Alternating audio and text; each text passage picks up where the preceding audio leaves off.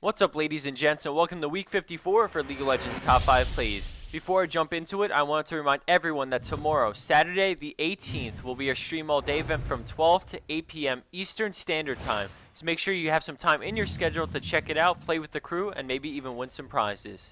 At number 5 for this week, we have Daramon on Mundo, and as you can see, he's been left alone against 3 Fed champions to defend the tower. Despite igniting Master Yi, it takes forever to bring him down. Now he's in a 2v1 with barely any health left, but he's going to utilize the massive heal from his ultimate as he chooses to not retreat despite dipping down extremely low in health.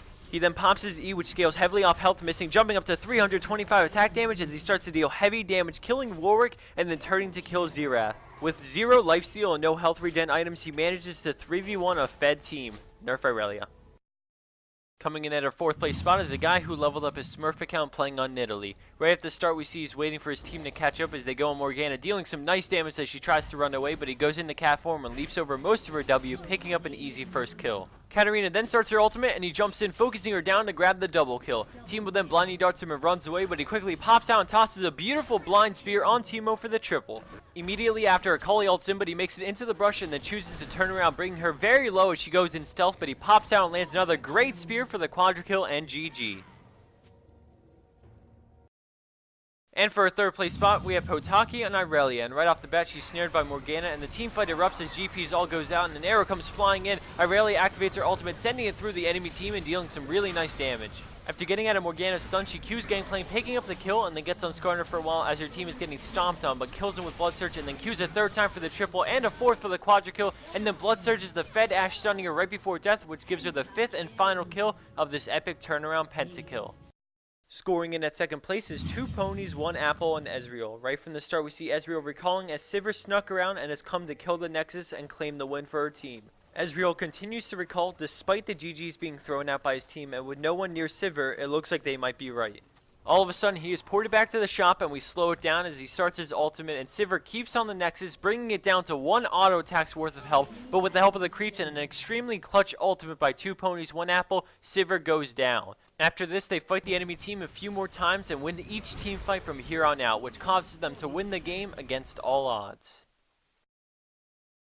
And for our number 1 pro play for this week, we have Naivan on Vayne. This clip has a crazy background story to it, so let me fill you in on some info. To start things off, this team was a single point away from being the highest rated 3v3 pre-made team in their zone, so you can imagine the intensity behind this match. Secondly, they've been defending their base for the past 13 minutes and continue to do so despite some discouraging words from the enemy team.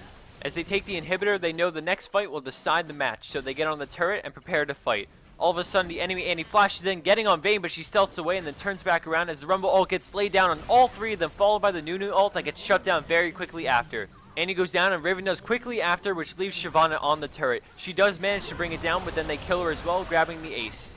Immediately after, they don't waste time at all and decide to rush the enemy base, putting everything on the line. About halfway there, Rumble turns around to go defend their Nexus from creep waves, leaving just Nunu and Vayne. He leads and takes the tower hits until his death, knowing Vayne is much more valuable for tower damage. She flashes away from the creeps and gets on the Nexus as Rumble is getting overwhelmed by minions back at their base. After life stealing off the creep, we see Annie respawns and comes into the picture, so she ults and tumbles away, coming out with Condemned to buy more time as she just barely manages to win the game. Wow, what a well-deserved rank 1 spot.